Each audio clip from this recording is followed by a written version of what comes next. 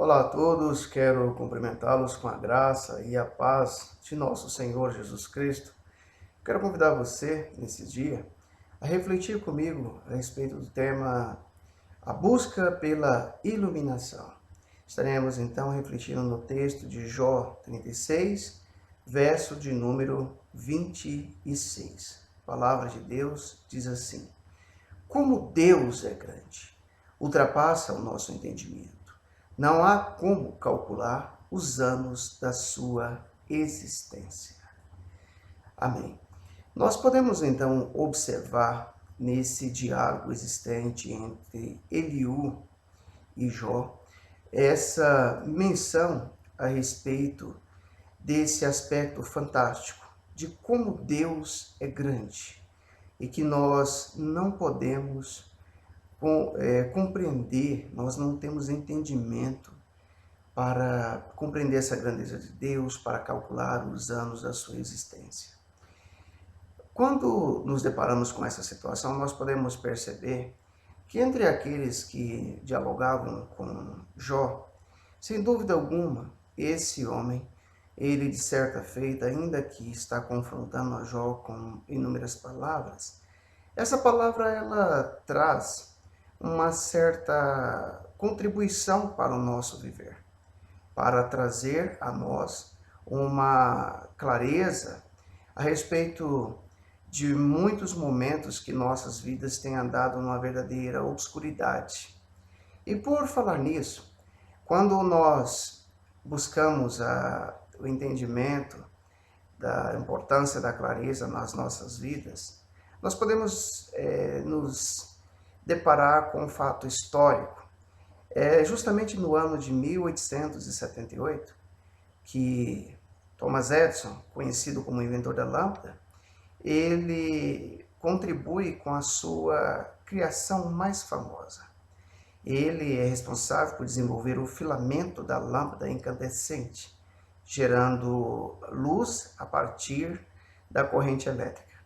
Mas então nós, voltando para esse texto, ao perceber essa admiração, esse espanto com a grandeza de Deus, como Deus é grande, o quanto isso ultrapassa o nosso entendimento, que é impossível calcular os anos de sua existência, nós podemos perceber que em certa situação haviam pessoas que estavam vivendo nessa falta de entendimento da grandeza de Deus, de como se calcular os anos de Deus, se é que isso é possível. E esses homens, esses fariseus, eles se deparam numa discussão com o Senhor Jesus Cristo. E é interessante que Jesus vai lhes dar uma pista a respeito da sua grandeza, a respeito da sua pré-existência. E é no texto de João, capítulo 8, versos 56 a 58, onde nós podemos obter essa informação. A palavra diz assim: Abraão, vosso pai, alegrou-se por ver o meu dia, viu e regozijou-se. Perguntaram-lhe, pois, os judeus: Ainda não tens 50 anos? E viste Abraão? Respondeu-lhe Jesus: em verdade vos digo, antes que Abraão existisse, eu sou. Então note você, que naquele momento esses homens ainda, sem dúvida alguma, não compreendem a pré-existência de Jesus. Eles não têm esse entendimento da grandeza desse Deus fantástico, desse Deus enorme e grande, que ultrapassa o nosso entendimento, que ultrapassou o entendimento daqueles fariseus. É nesse sentido que Eliú está mostrando a sua admiração por esse Deus grandioso. Mas nós podemos obter uma informação a respeito disso quando nós observamos o Evangelho de João, no seu capítulo 1, dos versos 1 a 5. João vai nos dar uma pista importante a respeito da grandeza desse Deus, da pré-existência de Jesus, aonde ele estava no princípio. E João, então, no capítulo 1, dos versos 1 a 5, diz: No princípio era o Verbo, e o Verbo estava com Deus, e o Verbo era Deus. Ele estava no princípio com Deus. Todas as coisas foram feitas por intermédio dele. E sem ele, nada do que foi feito se fez. A vida estava nele. E a vida era a luz dos homens. A luz resplandece nas trevas. E as trevas não prevaleceram contra ela. E se nós queremos obter a certeza de que Jesus estava lá, de que Jesus é Deus, de tudo o que existe foi feito por ele, nós podemos nos deparar com a narração de Gênesis 1, verso 26, e nós vamos entender que de fato ele estava lá. Observe o que diz o versículo 26 do capítulo 1 de Gênesis.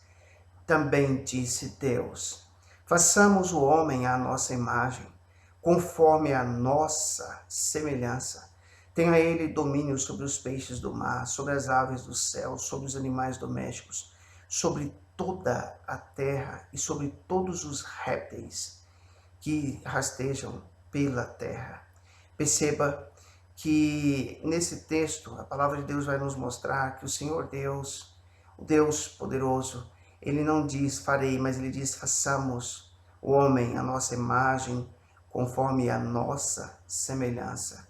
E nós podemos perceber nos primeiros versículos de Gênesis que o Senhor Deus, uma das suas primeiras obras, quando ele cria os céus e a terra, ele vai fazer a separação entre a luz e as trevas. Porque ele viu que a luz era boa.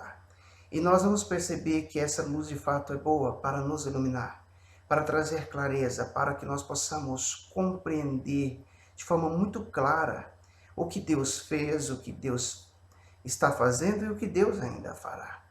E se nós, então, precisamos de clareza, a maior clareza que nós podemos ter em nossas vidas é a clareza que, sem dúvida alguma, Eliú buscava.